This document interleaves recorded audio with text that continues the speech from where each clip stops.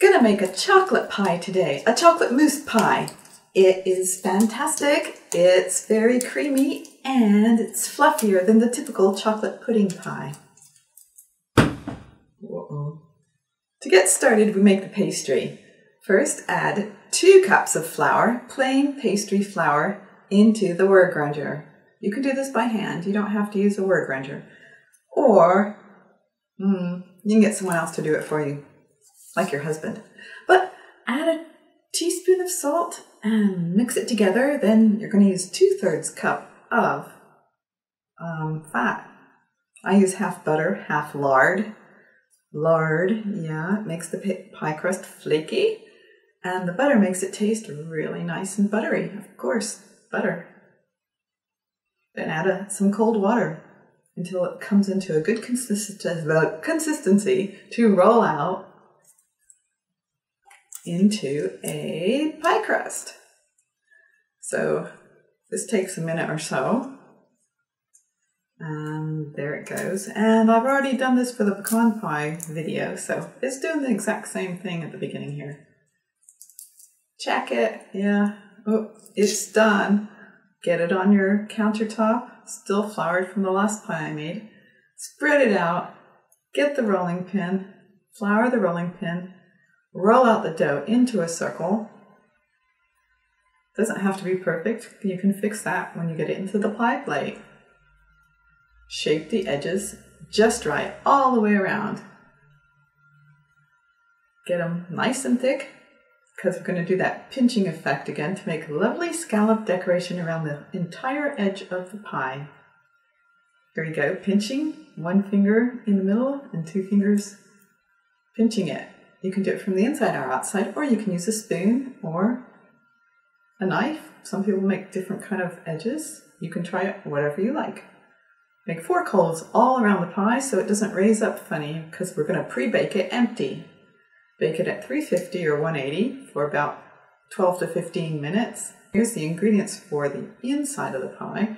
A pint of milk, 3 squares of chocolate, 3 ounces of chocolate, 7 tablespoons of cornstarch, a cup of sugar, 3 big eggs or 4 small eggs separated, a teaspoon of vanilla, and some whipping cream, not that much, but some of that, with some powdered sugar for the topping. Put your dry ingredients, cornstarch and sugar, in the pot, mix them together, and then add the pint or 20 ounces of milk and the chocolate squares. You'll notice the chocolate squares don't really stir up, but they will soon. Oh, pie's done. Must have been the right amount of time. Yeah. Okay, we're cooking the insides of the pie now.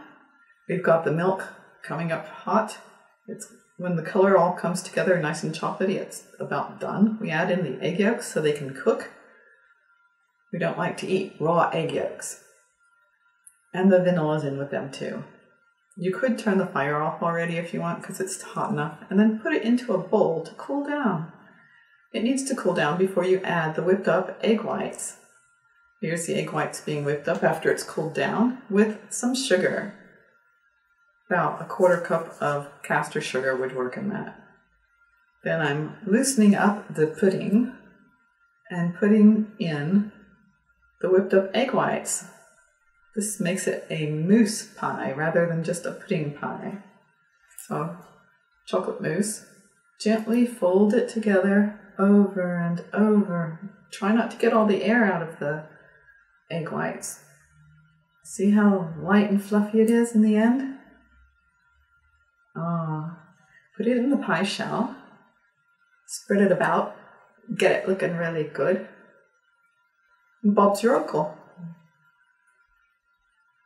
There you go.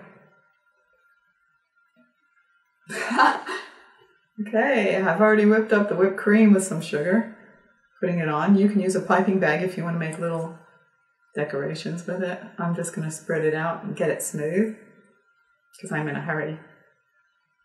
Okay, grate some chocolate to put on top, makes it look nice, and put it in your refrigerator. And this is after it's been in the refrigerator for an hour. You should leave it in 3 or 4 hours, but we're hungry, so we're going to cut it up now.